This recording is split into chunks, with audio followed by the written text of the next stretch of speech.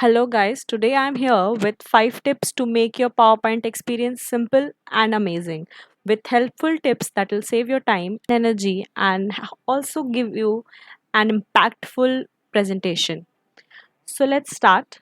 Welcome to my channel Learn Away. I make videos regarding how to make best out of tools and software that we use on daily basis. So, let's start the video. So, we'll start with duplicating objects. Let's see how we can do that. So let's see how we can do that. I can there are many ways to do this. You can just use control C and control V and do this, but that becomes hectic and messy many a times. So what we'll do is we'll group these objects.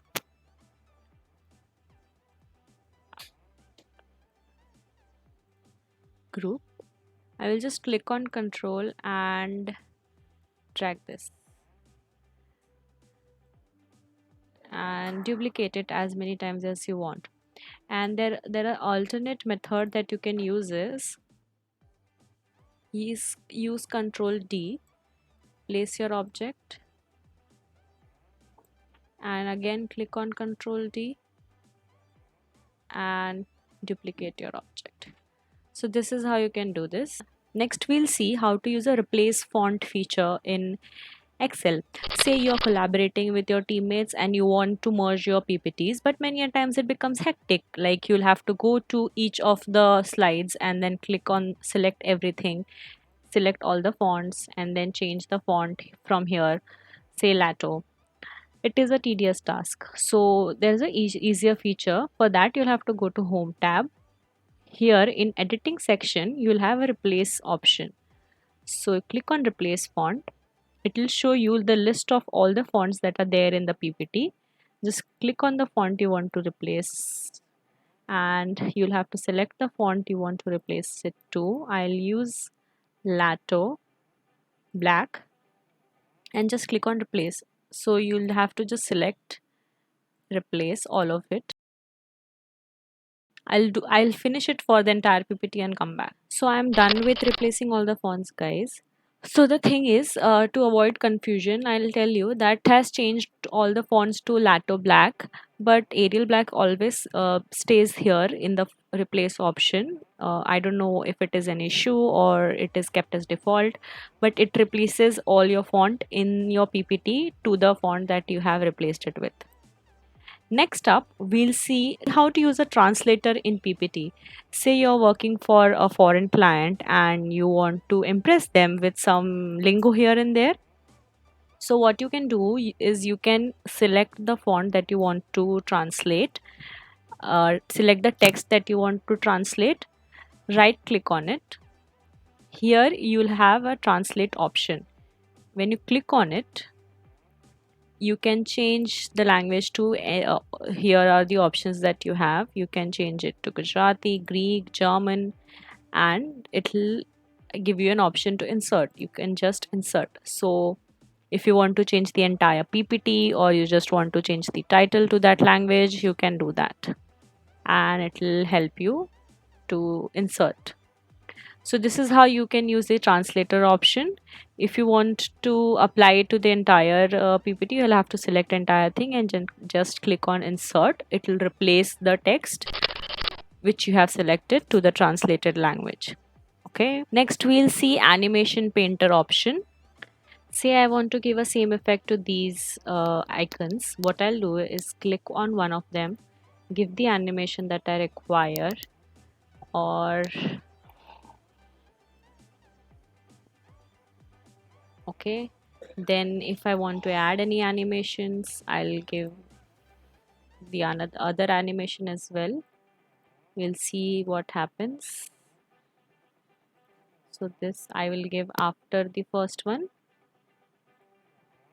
Okay. Okay, so now I'll use this animation painter and click on this object, and the same animation sequence that I gave to the first one will be applied to all the objects that I select. So this, isn't it amazing, guys, that it'll save the time that you have. So next we will be seeing one feature that Excel has is add sections. So here I have added a default section. I'll change it to rename introduction.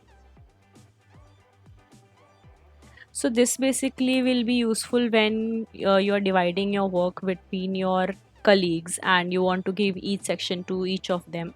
Then you can use this feature. And give each and every person their section, and it will be easier. Or if you want to make changes, then it will be easier for you. So I'll show. So say I'll give this as process. Then at the end I can give the results or section. I'll add section, say process improvement. Or if you're giving a section it as process, the different names of the process you can, and if you want to change it you can just drag it and change the sequence. So this is easier when you want to align and you're not sure whether which part will come when. You can create sections and discuss it with your colleagues and your boss and realign this.